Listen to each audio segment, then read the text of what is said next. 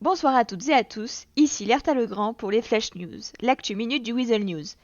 Ce jeudi 30 mars, une prise d'otage sur des agents du LSPD a été orchestrée par Zach O'Neill.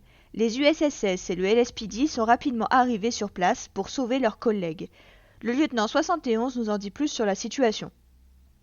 Du coup, M. Zach O'Neill a actuellement plusieurs de nos agents en otage. Il est le principal ravisseur concerné par cette PO.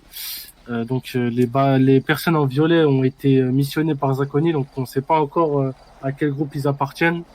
On attend toujours leurs revendications et les négociations sont toujours en cours par mon collègue sergent 2 10 Will Harrelson. Cependant, pendant les négociations, un membre des violets revendiqué comme membre des Ballas a tenu des propos déplacés à Zach O'Neill, qui, vexé, l'a violemment poignardé. Les Ballas se sont alors retournés contre Zach O'Neill, le livrant aux forces de l'ordre. L'individu a été mené directement à la prison fédérale de Bolingbroke, où il a été jugé directement. Le lieutenant 71 nous explique. Le transfert s'est très bien passé, il n'y a pas eu de perturbation ou ni de tentative d'évasion extérieure, du coup, de la part de membres extérieurs ou autres.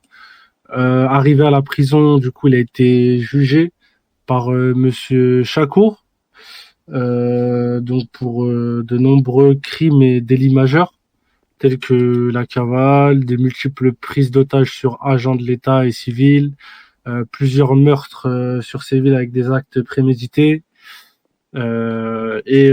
Pour ces faits-là, il a été inculpé du coup à une peine à perpétuité. Il n'a pas voulu demander d'avocat, de ce que j'ai pu voir, en tout cas de mes yeux, lorsque j'étais là.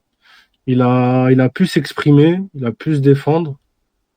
Vous assurez bien qu'aucun membre du LSPD n'a influencé le jugement de M. Chakour. Non, pas que je sache. Voici donc les faits du point de vue du LSPD. Cependant, le juge Chakour-Gued, principal concerné par le jugement, semble avoir une toute autre version des faits. La voici. Alors écoutez, je suis juge, j'essaye de mettre en place des jugements ainsi que de juger en fait les gens de la ville qui auraient commis des crimes ou auraient été des criminels. Et c'est vrai que je regrette de ne pas avoir fait un jugement public à l'encontre de Zach O'Neill. Donc vous avez été seul décisionnaire du destin de cet homme.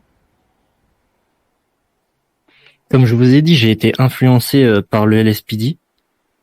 Est-ce qu'il a eu quelqu'un pour le défendre? Absolument pas. Alors, qu'en pensez? Est-ce normal que le LSPD ait pu influencer un jugement? Est-ce normal que Zach O'Neill n'ait pas eu le droit à un jugement public et n'ait pas eu la défense d'un avocat? Une chose est sûre, l'individu va passer le reste de sa vie en prison et les manières du LSPD et du gouvernement semblent douteuses. C'était la minute d'actu du Weasel News. Bonne journée et à bientôt!